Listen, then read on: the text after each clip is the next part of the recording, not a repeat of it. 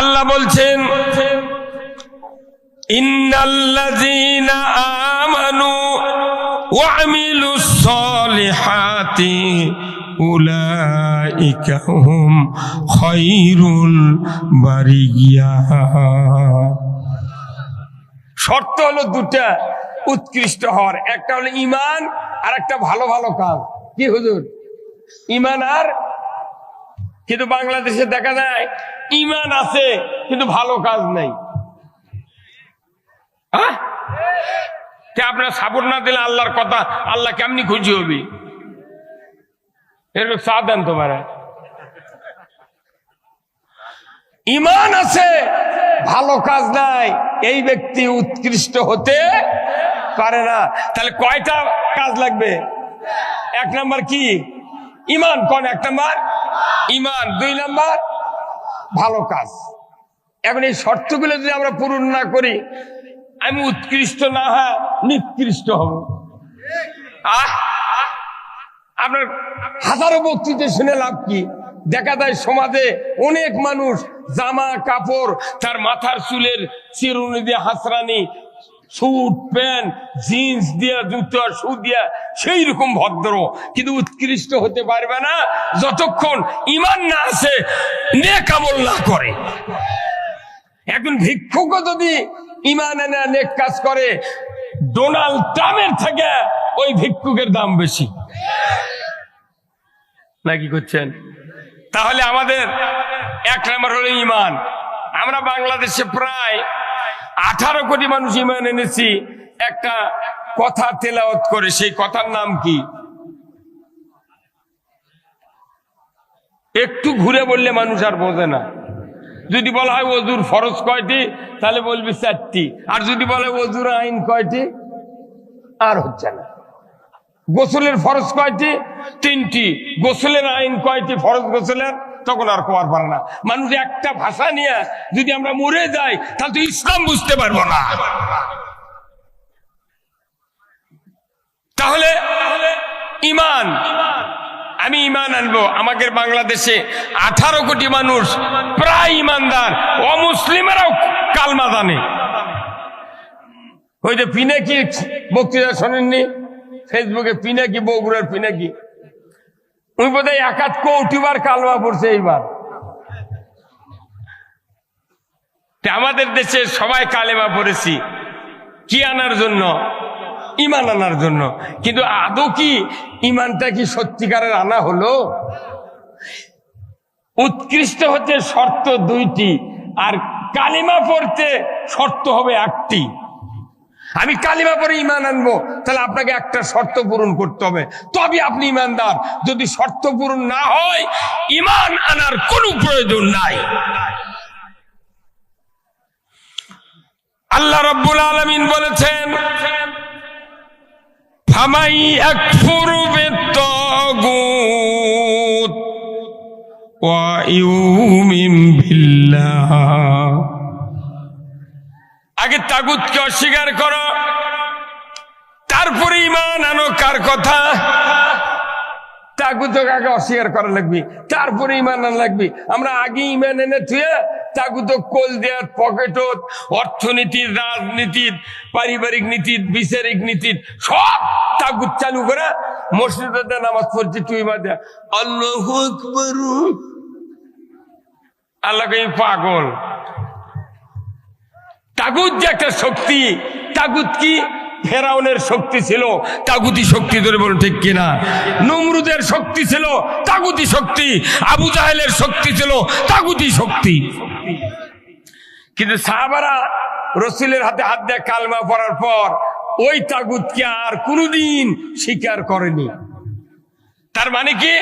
তাগুতকে অস্বীকার করা ফরজ, আর দাঁড়িয়ে টুপি রাখা হলো সুন্নত। ভাই একটু কথা বললেন আপনি, আপনি হালাল থেকে হাত দিয়ে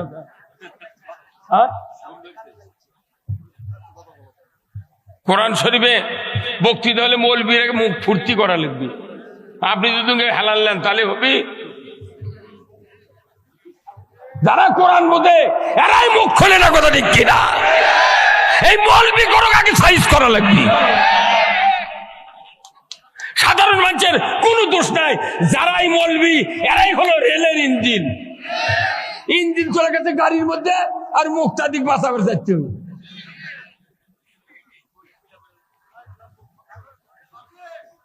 কথা বলতে হবে। যারা চেয়ারে আছেন ওদের সে আপনাদের পজিশন ভালো, সেই দিন চেয়ার দিতে, তো ওদের চিৎকার চেয়ে আপনাদের চিৎকার হবে ডবল চিৎকার। আপনার জীবনের গুণ এখানে মাফ হয়ে যাবে। সাধারণ একটা পাতি নেতা খালি 10 বান্ডি টিন দিবার একটা স্কুল, হাজার হাজার মানুষ ঠিক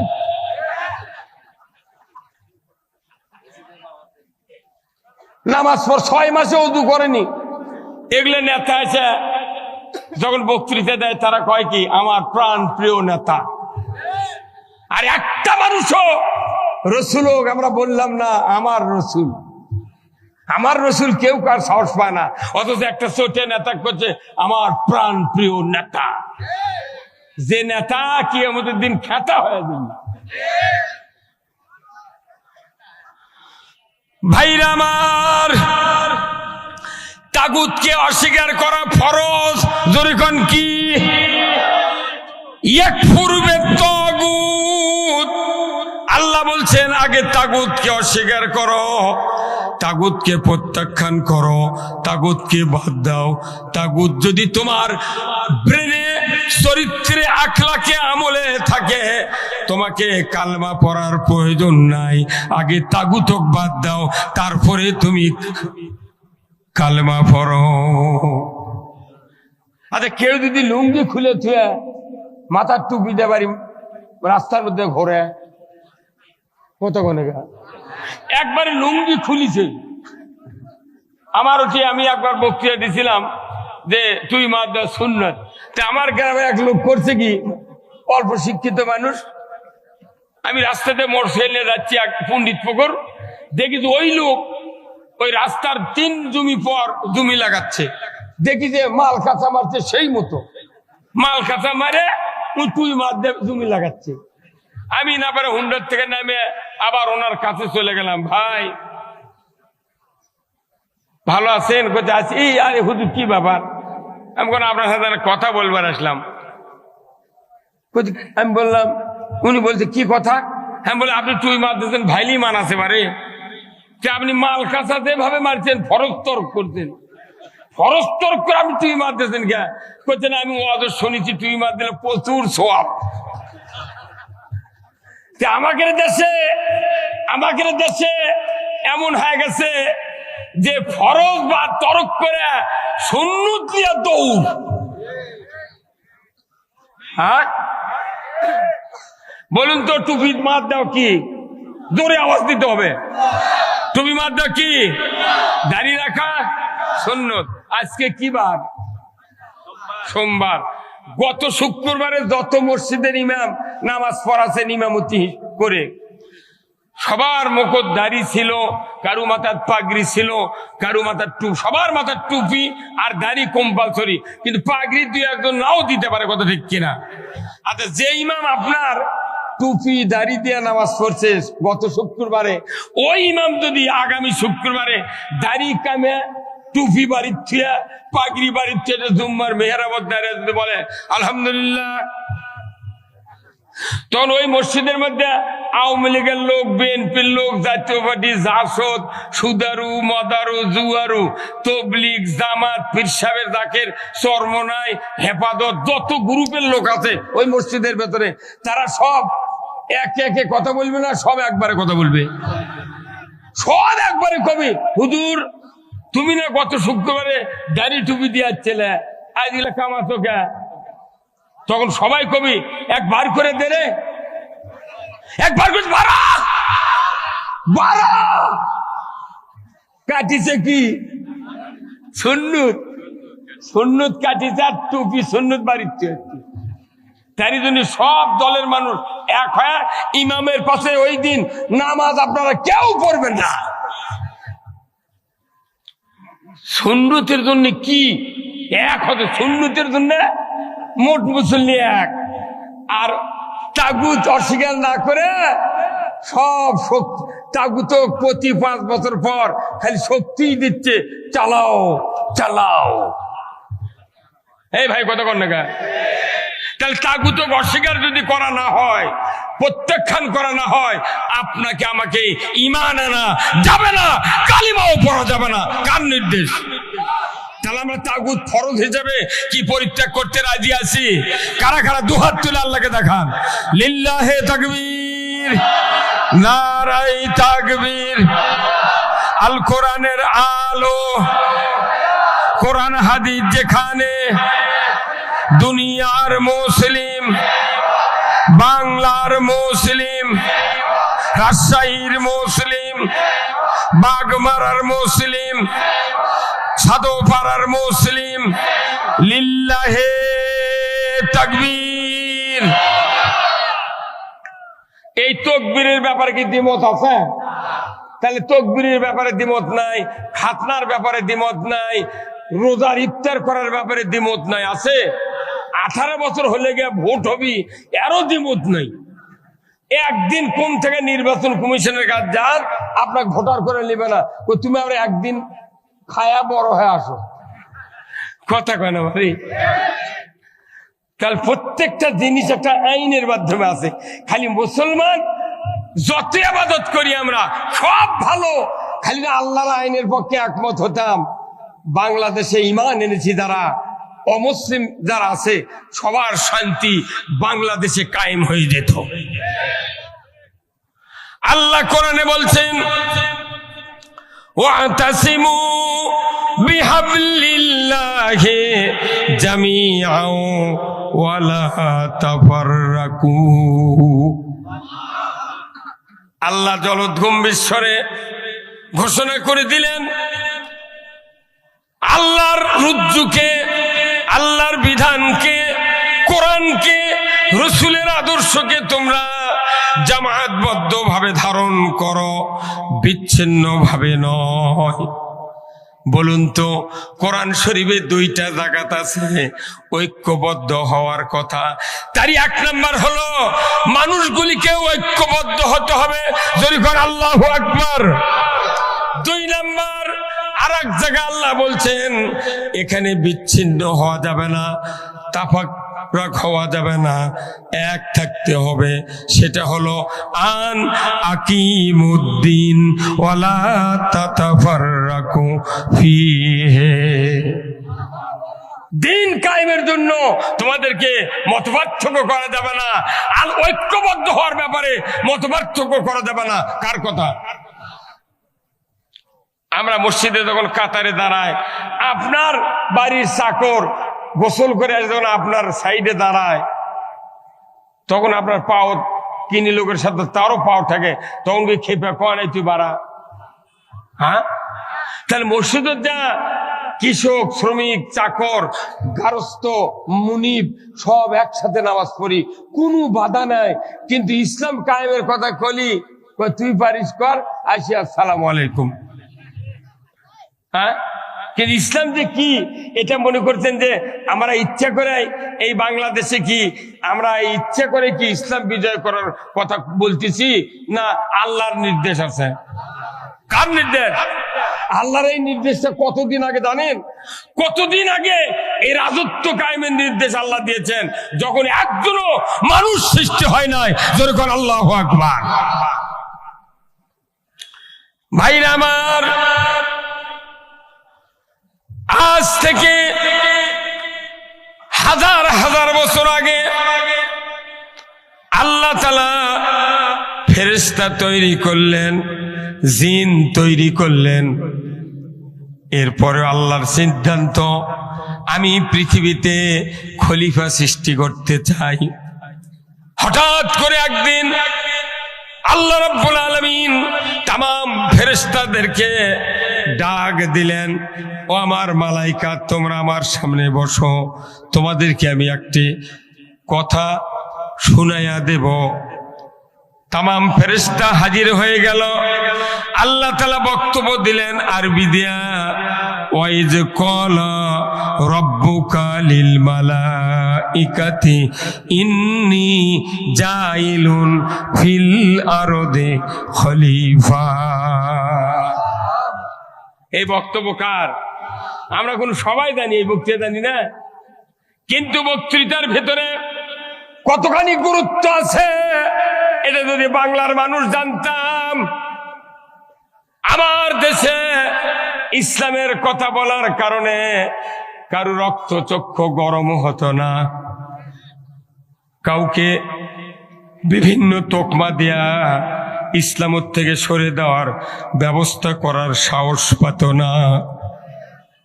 আল্লাহ বললেন, এ আমার ফেরেশতা মণ্ডলী, আমি পৃথিবীতে খলিফা সৃষ্টি করব। বলি আল্লাহ থেমে গেলেন। কোরআন শরীফের তাফসিরে কোনো একটা তাফসিরে আমি পাই নাই যে আল্লাহ ফেরেশতাকে বলেছেন আমি খলিফা বানাবো। তোমাদের মতামত কি কথা বলেন নাই? উনি বলেছেন আমি খলিফা সৃষ্টি করব। স্টপ।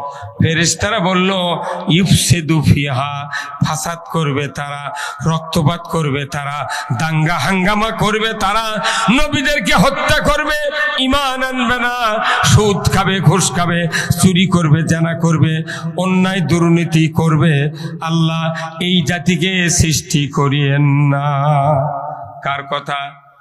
ফেরেশতার কথা। তাহলে তখন ফেরেশতা আমাদের বিরুদ্ধে ছিল আর আল্লাহ ছিলেন মানুষের পক্ষে। আর এই দুনিয়ায় আসে আল্লাহর বিরুদ্ধে আমরা চলে গেছি, আল্লাহর বিরুদ্ধে। আমার ভাইরা, ফেরেশতা যখন বলল, আল্লাহ তাআলা ধমক দিয়ে বললেন, ফেরেশতা ইন্নী আ'লামু মা লা তা'লামুন, আমি আল্লাহ যা জানি তোমরা তা জানো না। এটা 100% সত্য। খালি ফেরেশতারা জানে না, আল্লাহও আমাদেরকে বলছেন। এই আয়াত যেহেতু কোরআনে আছে, আমাদেরকে আল্লাহ বলছেন, বান্দা তোমরা যা জানো না, তোমরা যা জানো না, আমি কোনো তোমাদের চেয়ে বেশি জানি। আজকে আমরা বেশি জানার কারণে কোরআন বাদ দিয়ে নিজেরা আইন তৈরি করে দেশ চালাচ্ছি। কতক্ষণ? তাহলে আমাকে শান্তি হবে? আল্লাহ এমন একটা রব, তার বউ নাই, ছোল নাই, বংশবালা নাই, শালা সম্বন্ধী কেউ নাই, এমন ভাবে আইন পাস করছে আল্লাহর কোনো ক্ষতি নাই, হিংসা নাই, প্রতিহিংসা নাই, এমন ভাবে আইন পাস করছে যাতে সবার সুবিধা হয়। যদি আল্লাহর হিংসা থাকতো, নাউযুবিল্লাহ, তাহলে সূর্য শীতের মধ্যে বাংলাদেশের সরে গেল। তুর্কের যে অবস্থা, তুর্ক সূর্যের কিরণ দেবই না। কতকাল? কিন্তু আল্লাহ তো তা না। একজন অমুসলিম, এখানে যে অমুসলিম গুলিয়ে আছেন, তাদেরও বাড়িতে সূর্যের তাপ যেরকম, আপনার আবার বাড়িতে সেই রকম তাপ। ভাইরা আমার, আল্লাহ রাব্বুল আলামিন যখন ফেরেশতাদের সামনে আলোচনা করলেন, ফেরেশতারা কি বলবে এটা আল্লাহ আগেই ভালো করে জানতেন। কথা ঠিক কিনা? আল্লাহ জানতেন যে এরা এই কবি, এই বলবে, এটা আমি জানি। তখনই আল্লাহ সিদ্ধান্ত নিলেন, আমি খলিফা পাঠাবো পৃথিবীতে, আর তাদেরকে আসমানি কিতাব দিয়া আমি দুনিয়াতে খেলাফত দেব। যখন আল্লাহু আকবার, কি দেব? খেলাফত। আচ্ছা, আসমানি কিতাব কতখানা? তাও মানুষ জানে না। আসমানি কিতাব 104 খানা। যখন আল্লাহু আকবার। তার ভেতর প্রসিদ্ধ কয়খানা? তারই ভেতর প্রধান কয়টা? সেই কিতাবের নাম কি? কার উপর নাযিল হচ্ছে? কোন আমাদের নবীর উপর? বলতে পারেন না? আমাদের নবীর উপর ওই কোরআন নাযিল হয়েছে। আল্লাহু আকবার। ওয়াল ইনসা ইল্লা লিয়াবুদুন, মানুষ এবং জিনকে আমি সৃষ্টি করেছি আমার গোলামি করার জন্য। জোরে বল আল্লাহু আকবার। কি করার জন্য? গোলামি করার জন্য। এখন গোলামি, ইবাদত, এটা আল্লাহ দেখতে চান। তাহলে আল্লাহর প্রথম উদ্দেশ্য হলো খেলাফত কায়েম, দ্বিতীয় উদ্দেশ্য হলো ইবাদত কায়েম। কথা ঠিক কিনা? তাহলে কোরআন নাজিলের উদ্দেশ্য দুইটি, নবী প্রেরণের উদ্দেশ্য দুইটি, আপনার এই নবীদের দ্বারা এই পৃথিবীতে কাজ যে করবেন, এরও উদ্দেশ্য হলো দুইটি। এক নম্বর হলো খেলাফত, দুই নম্বর হলো ইবাদত। কিন্তু আমরা বাংলাদেশে খেলাফতের চিন্তাই করি না, খালি ইবাদত নিয়ে ব্যস্ত। হজ করিচ্ছে, উমরা করিচ্ছে, নামাজ রোজা সব করে, কিন্তু খেলাফতের কোন ধান্দা। তাহলে বরং আল্লাহর ইচ্ছা আমার জমিনে আমার বান্দাগুলি তারা আমার খেলাফত কায়েম করবে। এই খেলাফত প্রত্যেকটা ইমানদারের উপর কায়েম করা ফরজ আইন।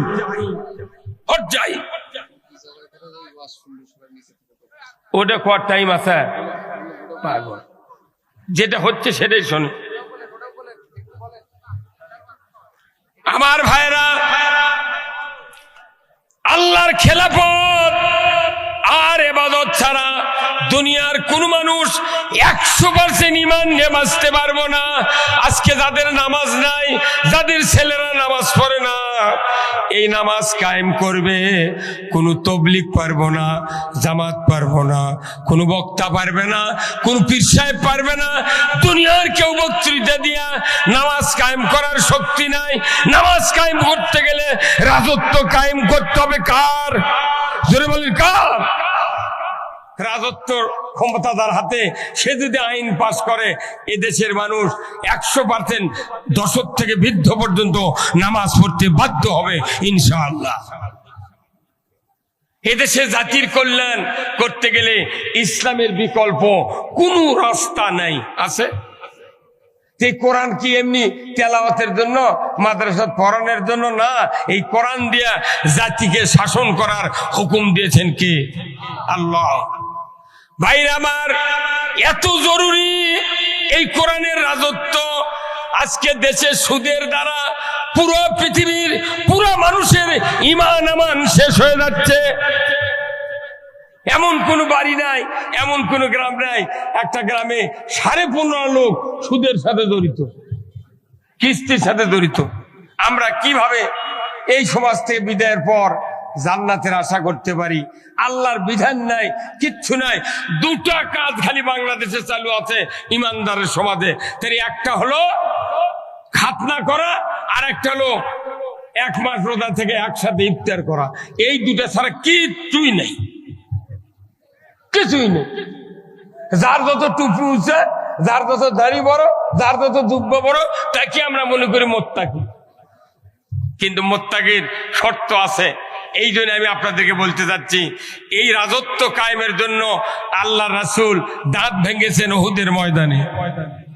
কি কথা ঠিক কিনা? আল্লাহর নবী দাওয়াত দিলেন, ইয়া আইয়ুহান নাস কুলু লা ইলাহা ইল্লাল্লাহ তুফলিহুন।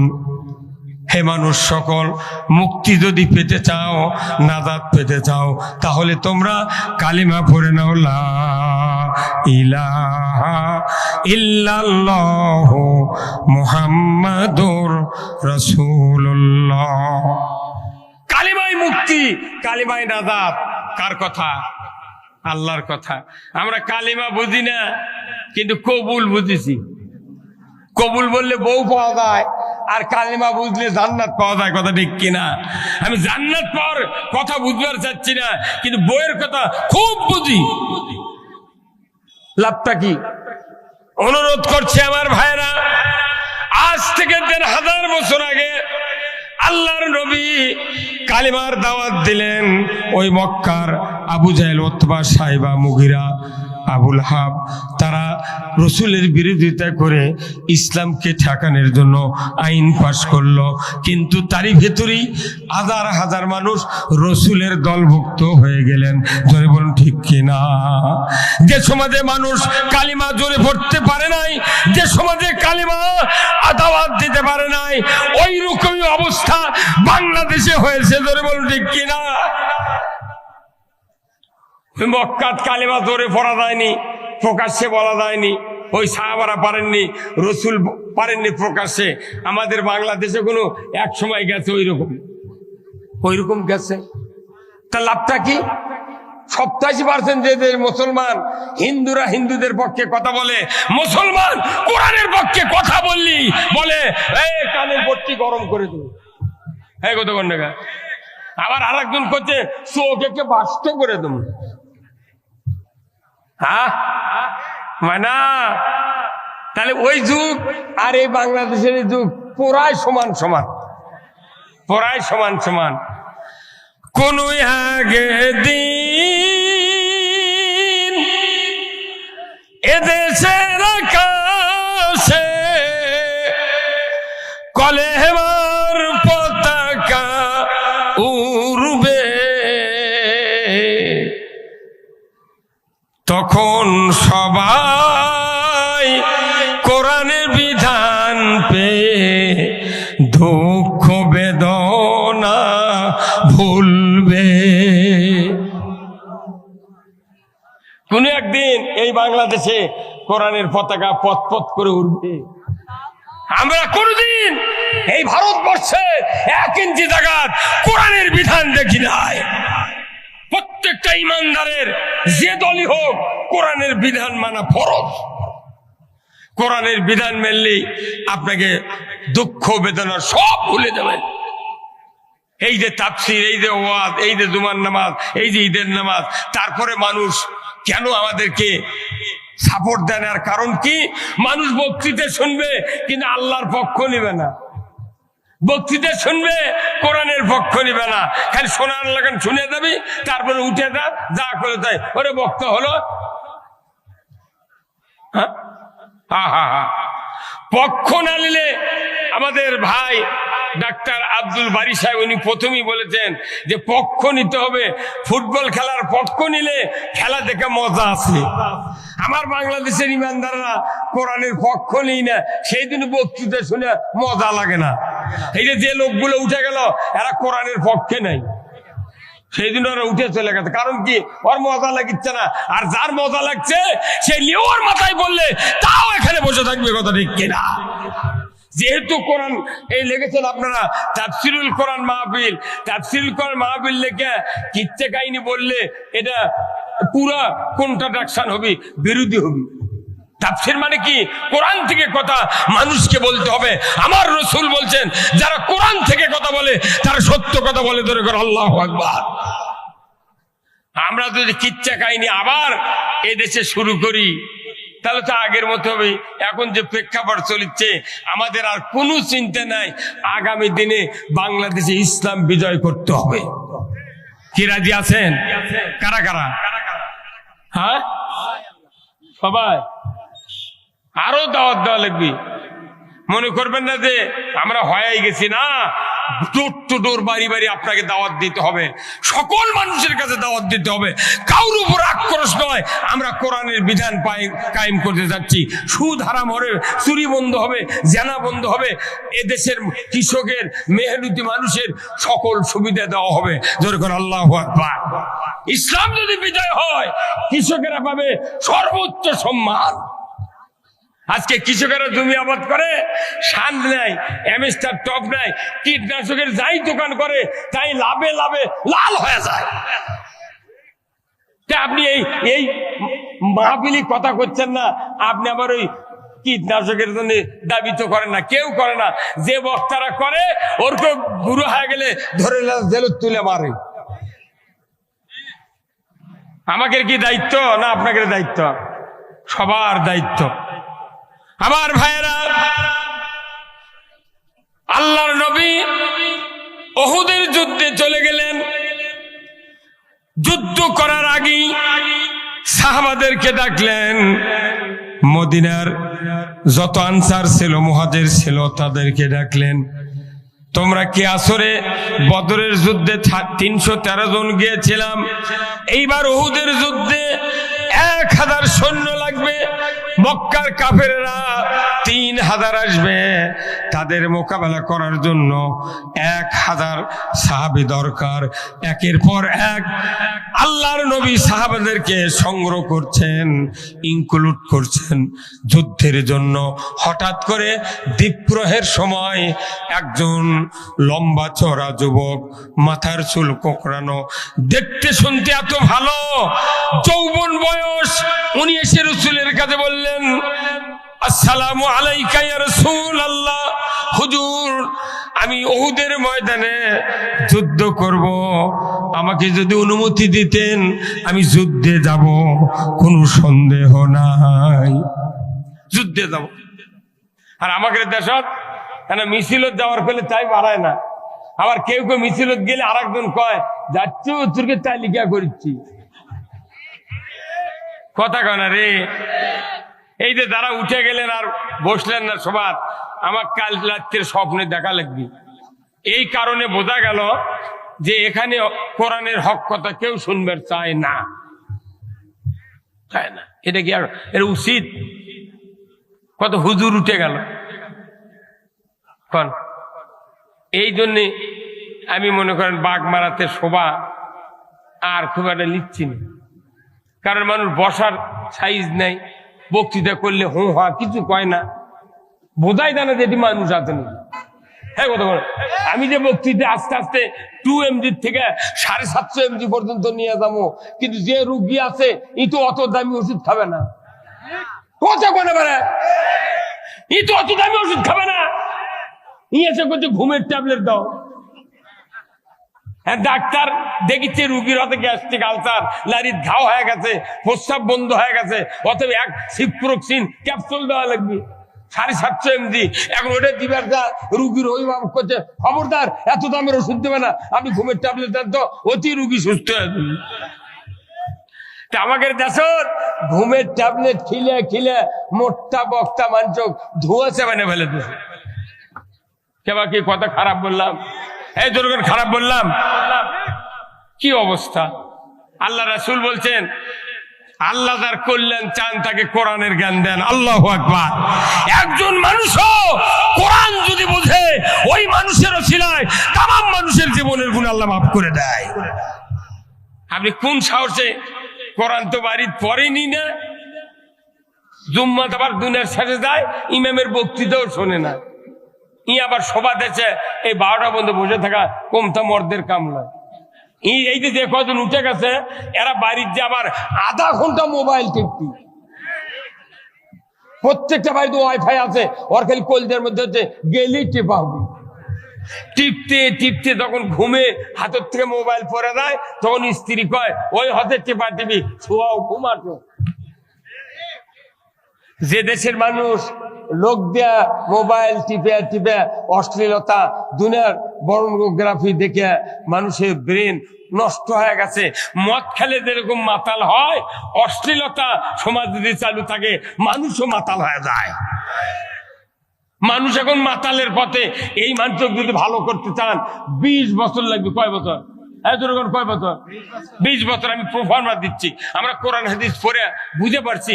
আজকাল থেকে তো এই করতেছি না, 47 বছর হচ্ছে আমার বক্তৃতার বয়স। কোরআন হাদিস পড়তে পড়তে আমাকে নলেজ আল্লাহ দিয়ে দিয়েছে। কি 20 বছর লাগবে এই বাংলাদেশের প্রত্যেকটা মানুষকে ভালো বানাতে।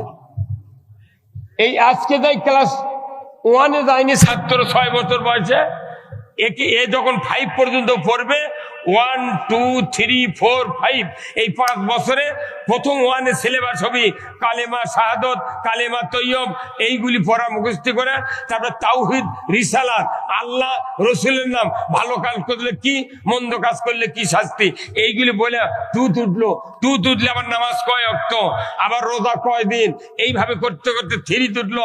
এখন সুদ যে এত হারাম, 1 টাকা সুদ খালে কত টাকা, কত বছর জাহান্নাম কাটা লাগবে, আর একজন চুরি করলে তার শাস্তি কি, এরপরে 4-এ উঠলো, তারপরে আল্লাহর আইন কি, এইগুলি বুঝানোর পর 5-এ উঠলো। পুরো জাতির সন্তানদের ভেতরে 5 ওয়াক্ত নামাজ কায়েমের উদ্দীপনা জাগাতে হবে। এরপরে এই ছেলে যখন 6-এ উঠলো, আরেকটু হার্ড সিলেবাস দেওয়া হবে।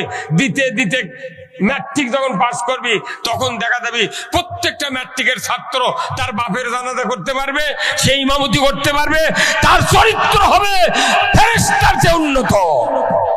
এই ছেলে যখন মানে ইন্টারে যাবে তখন পলিটিক্যাল সায়েন্স পড়ানো হবে, যুদ্ধ জীবন, আন্তর্জাতিক জীবন, রাজনৈতিক জীবন সব পড়ানো হবে। এরপরে অনার্স ভর্তি হলো 4 বছর, তারপরে 4 বছরে পুরো কোর্স সম্পন্ন করে 1-2 বছর লাগবে মাস্টার্স কমপ্লিট করতে। 2, 4, 6 আর হলো 12, কত হয়? 18 বছর। আর যারা MA পাস করবে এদেরকে 1 বছর ইন্টার্নি করা লাগবে। MBBS পাস যারা করে 4 বছর পরে এরকম ইন্টার্নি করা লাগে না ভাই, এরা ইন্টার্নি করে, সরকার বেতনও দেয়, ইন্টার্নিও করায়। এদেশে যদি ইসলাম কায়েম হয় ওই MA পাসের ছাত্রগুলিকে ইন্টার্নি করে এতদিন যা পড়েছে তারই উপর PhD করে তাদেরকে বেতন দিয়া চাকরি দেওয়া হবে। এইভাবে 20 বছর লাগবে এই জাতির ভেতর থেকে নতুন একটা আদর্শ প্রজন্ম তৈরি করা। মনে করেন এই বক্তৃতা দেখলে আমার ভালো হবে না, ওই পড়া লাগবে তো। বক্তৃতা ভালো হলে বক্তৃতা মানে নামাজ পড়লে হয়নি, নামাজ না পড়লে তাই নবীর উম্মত নয়। এরা কিয়ামত হয় দিয়ে বক্তৃতা দেয়া, কিন্তু নামাজ কায়েম হবে না। দেখা যায় মসজিদের মুতাল্লি নামাজ পড়ে না, বক্তার বেটা নামাজ পড়ে না, মুয়াজ্জিনের বেটা নামাজ পড়ে না, ইমামের বেটা বেনামাজি। তাহলে এই বক্তৃতাতে কি হলো? আল্লাহ বলছেন রাজত্ব ছাড়া নামাজ কায়েম হবে না। আল্লাযীনা ইম্মাক্কানাহুম ফিল আরদ আকামুস সালাতা ওয়া আতাউয যাকাতা ওয়া আমারু বিল মারুফ ওয়া নাহাউ আনিল মুনকার ওয়া লিল্লাহি আকিবাতুল উমুর। আল্লাহ বলেছেন সূরা হজের 41 নম্বর আয়াত, যদি মুসলমান রাষ্ট্র ক্ষমতায় যাও তাহলে চারটা আইন চালু করবে। 1 নম্বর নামাজ কায়েমের আইন, 2 নম্বর যাকাত আদায়ের আইন, ন্যায়ের আদেশ করবা আর অন্যায়ের নিষেধ করবা। এই 4টা আইন বাংলাদেশে কায়েম করার জন্য আল্লাহ মুসলমান প্রেসিডেন্টকে আদেশ দিয়েছেন। আল্লাহর পক্ষ থেকে সবচেয়ে বড় ধরনের আদেশ সরকারকে, সরকার তুমি নামাজ কায়েম করো, যাকাত আদায় করো, ন্যায়ের আদেশ করো, অন্যায়ের বারণ করো। যত সরকার গেল বাংলাদেশে 54 বছরে 17টা প্রধানমন্ত্রী আর একজন তত্ত্বাবধায়ক সরকার, আর এইবার হচ্ছে অন্তর্বর্তীকালীন সরকার। এটা বুড়া মানুষ যদি R15 গাড়ি কিনে দেন ওই উপরে উঠতেই ভয় করবি, কথা কয় বাড়ি। একটা বুড়া মানুষের R15 5 লাখ টাকা কিনে দিলেন, ওই পাওয়া লোক করে উঠে চিন্তা করবি যদি এক্সেলের যদি ঠাইসি মারি ই যদি ঝাড়িয়ে তো মারায়, ও কবি বাবা আমি পারবো না, চালাবেন তোরাই চালা। আমাদের বাংলাদেশ আছে R15 গাড়ি, আর বুড়া মানুষ হবে ড্রাইভার। হ্যাঁ ঠিক কথা, ঠিক কিনা?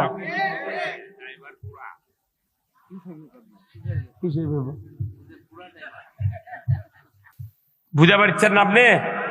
তার মানে কি শক্তি ক্ষমতা এটাই তো যৌবন।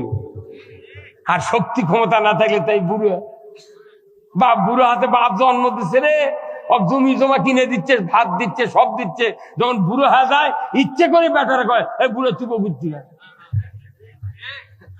ওরই জমি চাষ করে খায়, ওরই দোতলা ঘর ছুঁয়ে থাকে, ওর হুন্ডা, ওর গাড়ি, ওর বাড়ি সব ভোগ করে। বাপের বয়স হলি কয় বুড়ো। তার মানে কি ওই বাপের যদি শক্তি থাকতো, একটা সন্তান যদি বুড়ো বলতো ওর ঘাড়ের রগ ছিঁড়ে ফেলে দিত। তাছাড়া এই যে বুড়া মানুষ মানে কি, যার শক্তি নাই। এই যে দেশ কি হয়ে যাচ্ছে, তারপরে কিছু আছে মনে হচ্ছে খালি দেখিচ্ছে ব্যাঙ্গেল লাগে মানে আল্লাহ রসুলের আদর্শ আমাদের ভেতরে নাই, যার কারণে দেশে বক্তৃতা দিয়েও কাজ হচ্ছে না। একটাই কাজ, আল্লাহর আইন দেশে চালু করতে হবে, চালু করতে হবে। এইরকম আমাদের ঠিক যে বক্তৃতা দিচ্ছে এটা যদি আমাকে ওই দিক বলতো এতক্ষণই সামনে না ফাটা ফেলে দিতেন।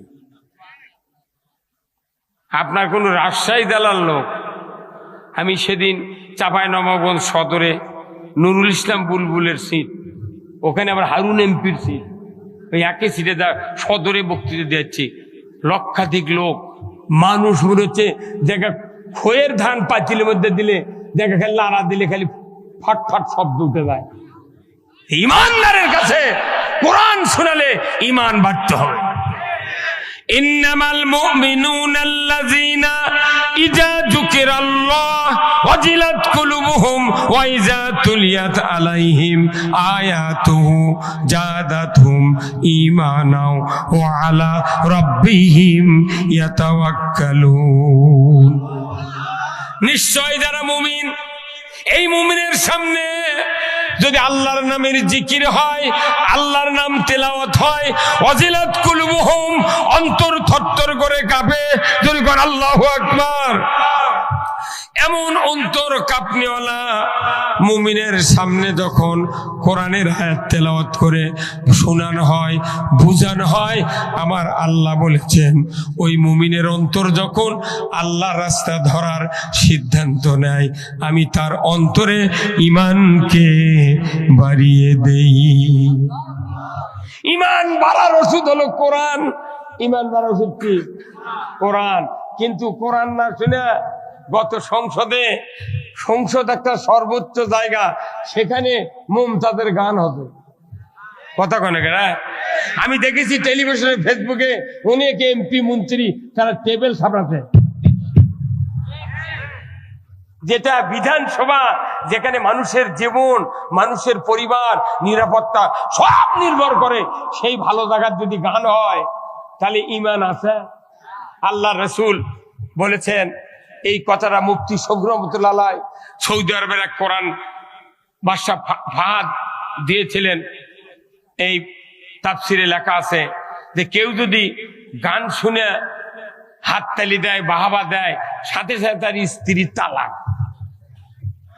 আর কবরের মধ্যে শোয়ানোর পর তার চেহারা শুকর আর কুকুরের মতো আল্লাহ করে দিল। আজকে জাতি কোন দিক? কোরআনের মাহফিল ভালো লাগে না, অথচ মানুষ ঈমান নিয়ে বসে থাকে।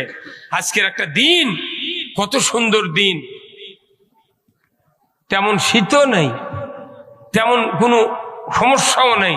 তারপরেও আগে যেরকম সমস্যা হয়েছিল যে কখন পুলিশ এসে ধরে নিয়ে যায়, এখন কই সমস্যা আছে? কিন্তু বাংলাদেশে হয়তো কি, যদি কোনো রাজনৈতিক দল গাইলেন হয় তাহলে জনগণ খুব ঝাঁকি দেয়। গালি করে ইসলাম বিদায় করা যাবে না, কোরআন বুঝাতে হবে। কথা ঠিক কিনা? কোরআন বুঝাতে হবে। কি দরকার? ওই বিএনপিরা আমাদের ভাই, যাদের ঈমান আছে সব আমাদের ভাই, আমরা সবাই মিলে কোরআনকে মানতে চাই। কোরআন ছাড়া উপায় নাই। নামাজে গেলে কোনো ঝামেলা হয় না, মসজিদ চলে আল্লাহর আইনে, মাহফিল চলে আল্লাহর আইনে। দেশটা যদি আল্লাহর আইনে চলতো, হ্যাঁ, সব সমাধান হয়ে যেত। বীর মুসলমান ধরো আল কোরআন, ফিরাইয়া আনো সেই হারানো সম্মান। বীর মুসলমান নারাই তাকবীর, আল্লাহু আকবার, তৌল ধ্বনি ধরায়া রাখবার। বীর মুসলমান ধরো আল কোরআন, ফিরাইয়া আনো সেই হারানো সম্মান।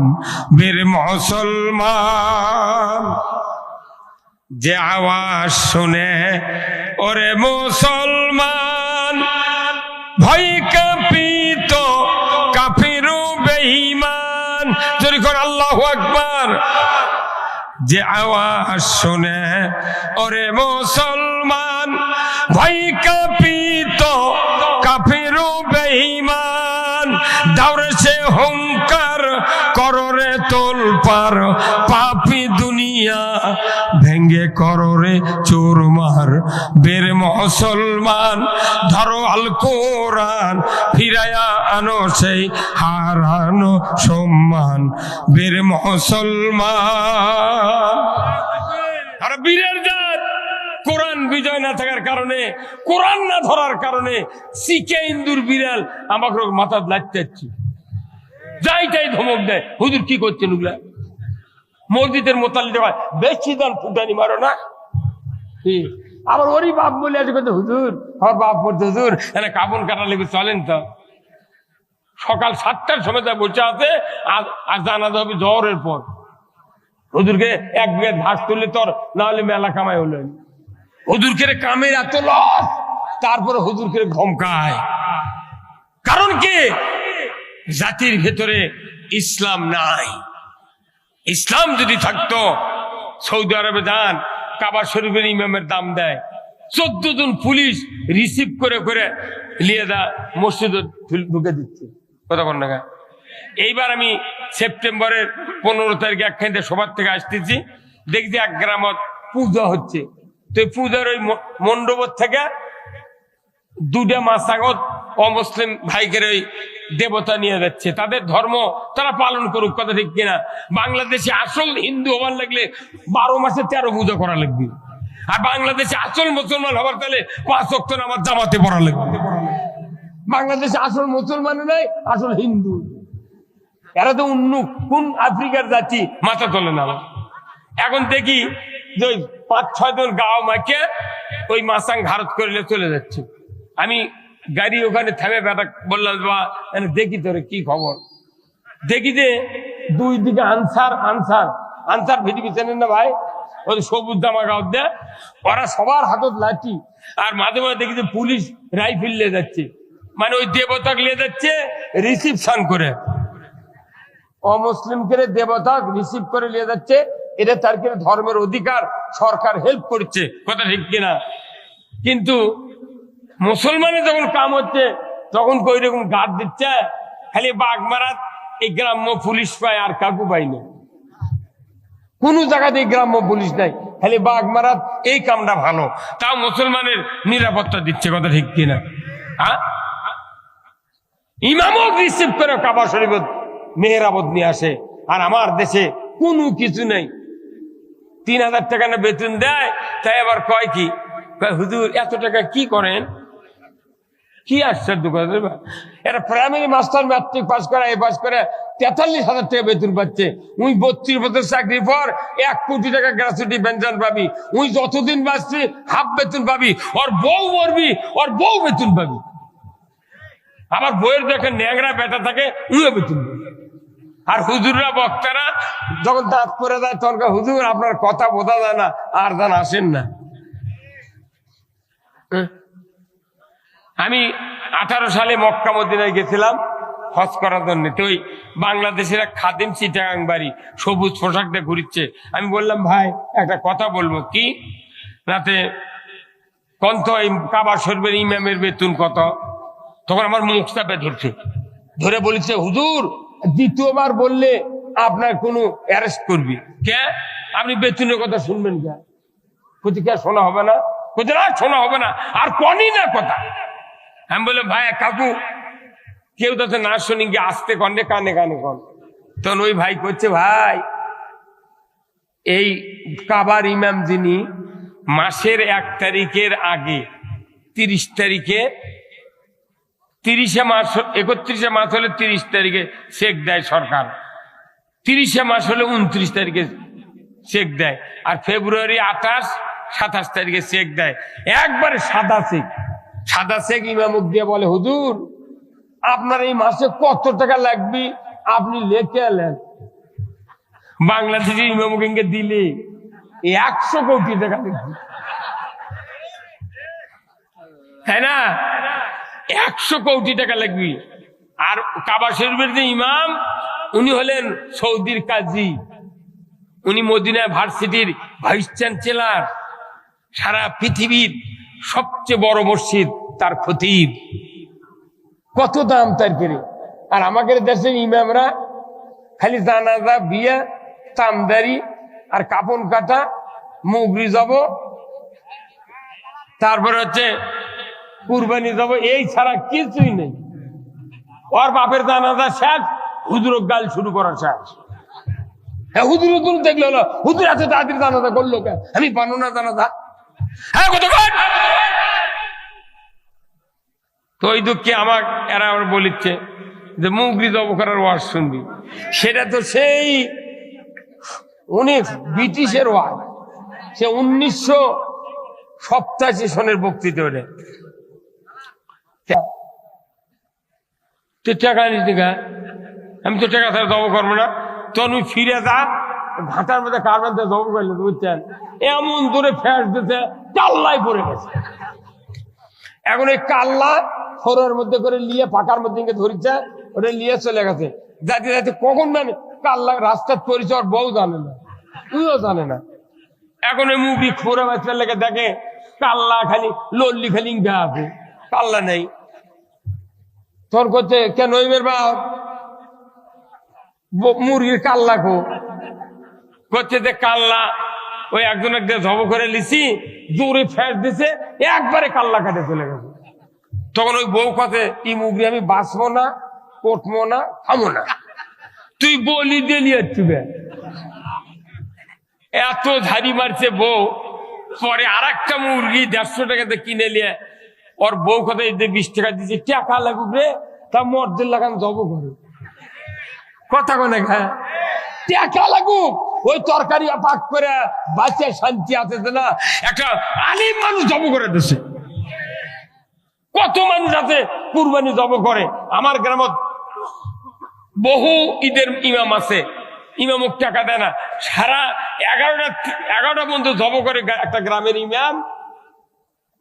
10 টাকা ওই 5 টাকা গোল করে করে এই পকেটের ভেঙে করে হাতের ছুরি বা হাত ভিজে টাকা লেরে বেরিয়েছে, পকেট ইঙ্গে তেরে করে দেয়। ইঙ্গে ঢুকাতে ঢুকাতে মধ্যে মধ্যে হাতের পেয়ে দিতে ইঙ্গে পকেট দেখে, ভালি তো উঁচু হাতে, হ্যাঁ ভালি উঁচু হাতে। মনে করছে 1-8 লাখ টাকা পাচ্ছি। বাড়ির যায় যে ঘুষরি করে দিচ্ছে, বাড়ির যা লাঠি লুৎকুর বউ বিটিক ডাক দে, টাকাগুলো গোছাতো। ইঙ্গে করে লম্বা করা যায়, লম্বা করতে আবার গোল হয়। ইঙ্গে করতে করতে গুনে দেখে 83 টাকা। 1 কেজি লাচ্চার দাম 200, 1 কেজি চিনির দাম 140। ওই 83 টাকাতে ভিক্ষা করে খাওয়ার বুদ্ধি হবে। কি লাভ? এইভাবে ইসলামটা আমরা শেষ করে দিই। আলিম ওলামা যাতে ধনী হয়, এরা স্বাবলম্বী হয়, কেউ চায় না, কেউ চায় না। আলিমরা বেতন পালি ওরকে মাথা খরচ। আচ্ছা প্রাইমারি যারা পড়ে এদের বাপেরা কি সরকার ট্যাক্স দেয় না? এদের বাপেরা কি বাড়ি ভাড়া দেয় সরকারের, আমাকে জায়গায় বসত করে না? তাহলে প্রাইমারির ছাত্রের বাপেরা চকিদারি ট্যাক্স দিল, খাজনা দিল। আর মাদ্রাসার যারা পড়ে, কমে মাদ্রাসা হাফিজে মাদ্রাসা, তার কেড়ে সোলফলের বাপ কি ট্যাক্স দেয় না? তাহলে একই দেশ মাদ্রাসা, কমে মাদ্রাসা, হাফিজে মাদ্রাসা ভিক্ষা করে চালাচ্ছে, আর প্রাইমারিরা 1000 টাকা বেতন পাচ্ছে। যদি ভিক্ষা করে চালান লাগে, এরা 2 বছর ভিক্ষা করে চালাক, ওই বেতন আবার এরকম দিয়ে ওরা আবার ভিক্ষা করে চালাক। আর সরকার যদি ইসলামী হয়, এলে মসজিদ মাদ্রাসা সব সরকারি হবে। এরাই তো জাতির শ্রেষ্ঠ সন্তান। যারা মহিলার হিঁটু হিঁটু ঠেকে দিয়ে বাদাম খায়, ভার্সিটির আজ্ঞাত, তারপর বাস দিয়ে নিয়ে যায়, বাস দিয়ে থুয়ে যায়। আর হুজুর যদি সাইকেল নিয়ে যায়, হুজুর এত দূরে যাচ্ছে, তোমার প্রতি খিদা লাগছে না? এত তিরস্কার। টাকা ছাড়া এই সমাজে বাঁচা যায় না, টাকা ছাড়া আল্লাহর জান্নাত পাওয়া যায় না। টাকার দরকার আছে। আল্লাহ কোরআনে বলছেন, ইন্নাল্লাহাশতারা মিনাল মুমিনিনা আনফুসাহুম ওয়া আমওয়ালাহুম বিআন্না লাহুমুল জান্নাহ। আবার আল্লাহ বলছেন, ও বান্দা বান্দি, আমি দুনিয়াতে তোমাদেরকে জান্নাত বিক্রয় করে দেব। কে আসরে কিনতে চাও? যদি আমার জান্নাত কিনতে চাও, বিনিময়ে তোমাদের জীবনের অংশ আর তোমাদের মাল যা আছে আমি আল্লাহ আমাকে দিতে হবে। জান্নাত পেতে গেলে অর্থ লাগবে, জীবনের অংশ লাগবে। কার কথা? এই জন্য এই দুনিয়ায় খালি খেল তামাশা করলে হবে না, আল্লাহর দ্বীনের চিন্তা করতে হবে। আল্লাহর রাসূল ওই যুবককে বললেন, যুবক রে, তোমাকে দেখি বালিগ হয়ে গেছো, তোমার 18 বছর বয়স, তুমি কি বিবাহ করেছো? বলে না। বলো তুমি বিবাহ করো। ওই সাহাবী চিন্তা করেছেন, আমি যদি বিবাহ করতাম আজকে ওই উহুদের যুদ্ধে আমি যাওয়ার অনুমতি পাইতাম। সাথে সাথে ওই যুবক দৌড়ে চলে গেলেন বাড়িতে। বাবাকে বললেন আব্বা বিয়ে দাও, মাকে বললেন মা বিয়ে দাও, ভাইকে বললেন ভাই বিয়ে দাও। সূর্য ডোবার আগে আমাকে বিয়ে দিতে হবে, আমি যাব উহুদের ময়দানে রাসূলের সাথে যুদ্ধ করতে। জোরে কন্যা আল্লাহু আকবার। সূর্য ডোবার আগে বিবাহ হয়ে গেল। স্ত্রীকে নিয়ে বাড়িতে আসলেন।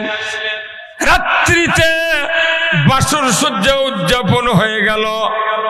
ভোর রাতে গোসলের জন্য স্বামী স্ত্রী দুইজন হাম্মাম খানায় পৌঁছে গেলেন। গোসলের প্রস্তুতি নিচ্ছেন। এমন সময় মদিনার অলিতে গলিতে ঢ্যান্ডারা বাজিয়ে দেওয়া হচ্ছে, কুতিলা মুহাম্মদ, মুহাম্মদ শহীদের পথে। কে আছো রে মক্কা মদিনায়? ইসলাম ভালোবাসো, নবীকে মহব্বত করো, যদি করো তাহলে তরবারি নাও, উহুদের ময়দানে যুদ্ধ করো।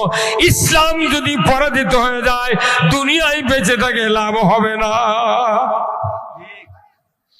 এই বক্তব্য যখন হযরতে হানজালার কানে পড়ে গেল, স্ত্রীকে বললেন প্রাণের স্ত্রী আমাকে যুদ্ধের পোশাক দাও, তরবারি দাও, ঘোড়াটা সাজিয়ে দাও, এক মুহূর্ত দেরি করব না, আমি উহুদের ময়দানে নবীজির কাতারে থেকে যুদ্ধ করব।